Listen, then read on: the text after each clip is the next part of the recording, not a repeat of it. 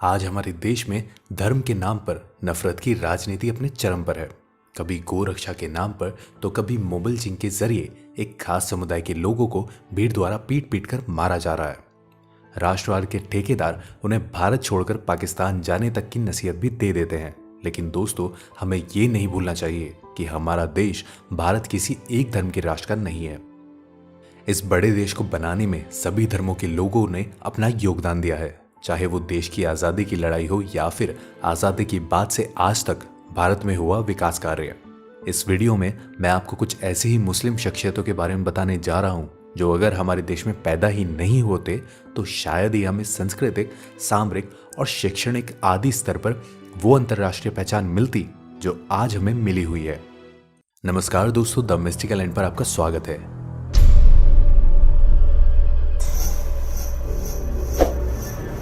हमारे इस लिस्ट में सबसे पहला नाम है आदरणीय एपीजे अब्दुल कलाम का। APJ Abdul Kalam, missile man APJ Abdul Kalam का जन्म 15 अक्टूबर 1931 को रामेश्वर में एक मुस्लिम परिवार में हुआ था। उनके पिता का नाम जैनुलाब्दीन था, जो एक नाविक हुआ करते थे। बेसिक शिक्षा हासिल करने के बाद कलाम ने 1957 में मद्रास इंस्टीट्यूट ऑफ टेक्नोलॉजी में अपनी डिग्री हासिल की और 1958 में एक वैज्ञानिक के रूप में defence research and development organisation यानी DRD को ज्वाइन किया। फिर 1969 में कलाम को प्रोग्राम डायरेक्टर के रूप में इसरो भेजा गया, जहां उन्होंने PSLV यानी पोलर सैटेलाइट लॉन्च व्हीकल को डेवलप किया, जिसके बाद भारत अपने लॉन्च व्हीकल से सैटेलाइट लॉन्च करने में सक्षम हुआ। लेकिन कलाम यही नहीं रुके। इसरो से मिली सफलता के बाद उन्होंने 1980 के दशक में DRDO के साथ मिलकर न्यूक्लियर मिसाइल पर काम करना शुरू किया और 1983 में पृथ्वी जैसी मिसाइल का निर्माण कर भारत को सामरिक रूप से भी मजबूत कर दिया। डॉक्टर एपीजे अब्दुल कलाम का ही वो जज्बा था जिसकी बदौलत आज हम अग्नि पृथ्वी जैसी मिसाइल बनाने के साथ खुद के दम पर अंतरिक्ष में किसी भी तरह की सैटेलाइट लॉन्च करने में सक्षम है। एपीजे अब्दुल कलाम 25 जुलाई 2002 से 2007 तक भारत के 11वें राष्ट्रपति भी रहे। दोस्तों, अब आप ही सोचिए कि अगर कलाम जैसे शख्स का जन्म हमारे देश में नहीं हुआ होता तो क्या हम सामरिक रूप से इतने मजबूत होते? जवाब नीचे कमेंट बॉक्स में जरूर बताएं। दूसरे नंबर पर जिस शख्स के बारे में हम बात करने जा रहे हैं, उन्हें भारत में शौर्य और बलिदान के प्रतीक माना जाता है। हर कोई उनकी वीरता को नमन करता है। वो शख्स है भारत माता के वीर पुत्र अब्दुल हामिद। भारत माँ के इस वीर सुपूत का जन्म उत्तर प्रदेश के गाजीपुर जिले में 1 जुलाई 1933 को एक साधारण दर्जी परिवार में हुआ था। वीर अब्दुल हामिद 27 दिसंबर 1954 को भारतीय सेना में ग्रेनेडियर रेजिमेंट के एक सिपाही के रूप में भर्ती हुए। लेकिन कुछ ही दिनों बाद इनके साहस को देखते हुए सेना ने उन्हें 4th ग्रेनेडियर बटालियन में भेज दिया और इस रेजिमेंट के लिए काम करते हुए 1965 में भारत पाक युद्ध के दौरान दुश्मनों से लड़ते हुए वीर अब्दुल हामिद शहीद हो गए। पर शहीद होने से पहले अब्दुल हामिद ने अपनी गन माउंटेड जीप से उस समय अजय समझे जाने वाले पाकिस्तान के 5 पेंटन टैंकों को नष्ट कर दिया। उनकी इस वीरता के लिए भारत सेना ने उन्हें अपने सर्वोच्च मेडल परमवीर चक्र से सम्मानित किया। हम तो अब्दुल हामिद की वीरता को ताउम्र सल्यूट करते रहेंगे, पर आपकी इस पर क्या राय है हमें जरूर बताएं। नंबर 3, मोहम्मद हिदायतुल्लाह। हिदायतुल्लाह का जन्म 1905 में उत्तर प्रदेश के वाराणसी में हुआ था। हिदायतुल्लाह पहले ऐसे मुस्लिम थे जो chief justice of India, vice president of India और प्रेसिडेंट ऑफ इंडिया जैसे उच्च पदों पर आसीन हुए। हालांकि राष्ट्रपति के रूप में उनका कार्यकाल एक्टिंग प्रेसिडेंट के रूप में रहा। इसके अलावा वो एक बड़े कवि, शिक्षावादी और कानून के ज्ञाता थे। नंबर 4, यूसुफ हामिद। यूसुफ ख्वाजा हामिद दवा बनाने वाली कंपनी सिप्ला के अध्यक्ष हैं। सिप्ला फार्मास्यूटिकल की मार्केट में एक बड़ा नाम है। ये कंपनी विश्व के 100 देशों में अपने 1000 से ज्यादा प्रोडक्ट बेचती है। हामिद सिप्ला के अध्यक्ष होने के साथ साथ एक साइंटिस्ट भी हैं। उनके नेतृत्व में ही सिप्ला ने कैंसर, डायबिटीज जैसी बीमारियों के लिए कम कीमती वाली दवाएं बनाई।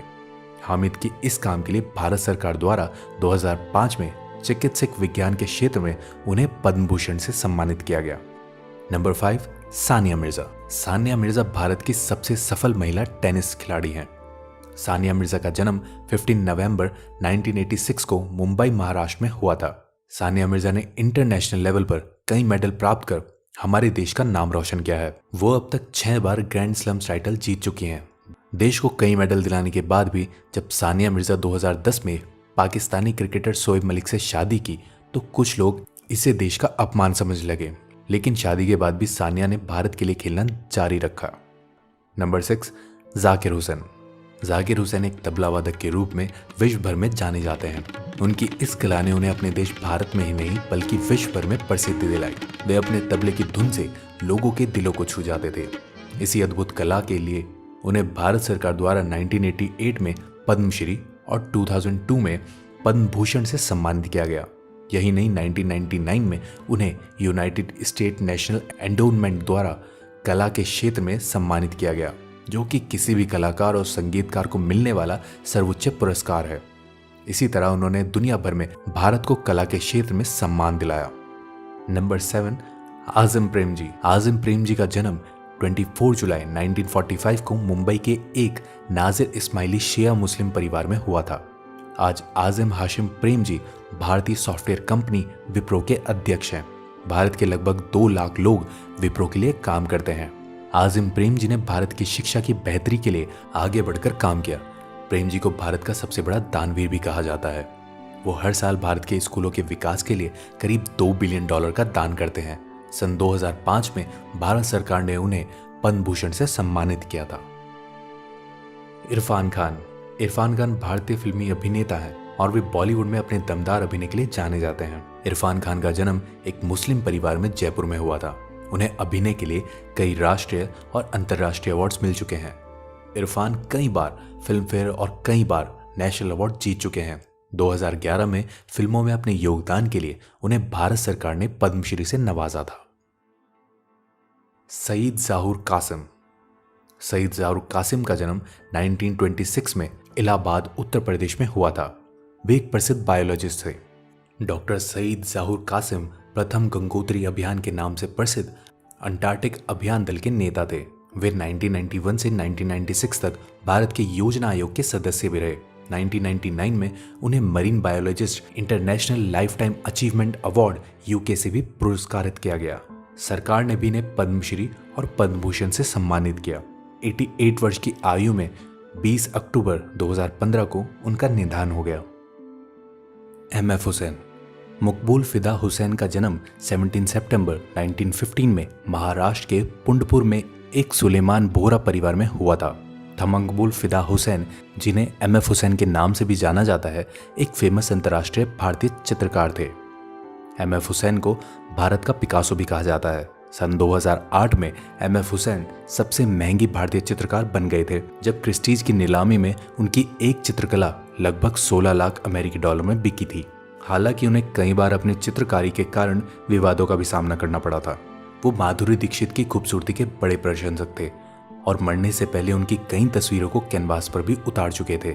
कुछ विवादित हिंदू देवी देवताओं की पेंटिंग बनाने के बाद उन्हें भारत छोड़कर जाना पड़ा था और 2011 में उन्होंने अपनी आखिरी सांसें कतर के नागरिक के रूप में ली थी। ए.आर. रहमान। ए.आर. रहमान का जन्म हालांकि एक हिंदू परिवार में हुआ था, लेकिन बाद में उन्होंने मुस्लिम धर्म को अपना लिया था। अल्लाह रखा रहमान हिंदी फिल्म के एक प्रसिद्ध संगीतकार हैं। रहमान गोल्डन ग्लोब अवार्ड से सम्मानित होने वाले पहले भारतीय हैं। ए.आर. रहमान ऐसे पहले भारतीय हैं जिन्हें ब्रिटिश भारतीय फिल्म स्लम डॉग मिलेनियर में उनके संगीत के लिए 2 ऑस्कर अवार्ड मिले थे।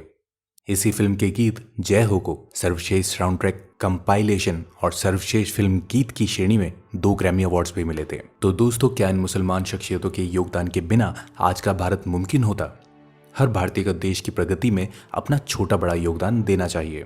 बात हिंदू मुस्लिम की भी नहीं है, और समाज की विविधता और देश के विकास में योगदान दे रहे हैं। उन्हीं महान शख्सियतों को याद कर और उनको नमन करते हुए खत्म करते हैं आज की इस वीडियो को। आपको ये वीडियो कैसी लगी, और अगर आपको इस सूची से इत्र कोई नाम सूझता है तो सबके साथ कमेंट बॉक्स में साझा करें। यूट्यूब पे सब्सक्राइब और लाइक करें। ये वीडियो अच्छी लगी हो तो सबके साथ शेयर भी करें। फिलहाल हमें इजाज़त दीजिए। आपका बहुत बहुत शुक्रिया।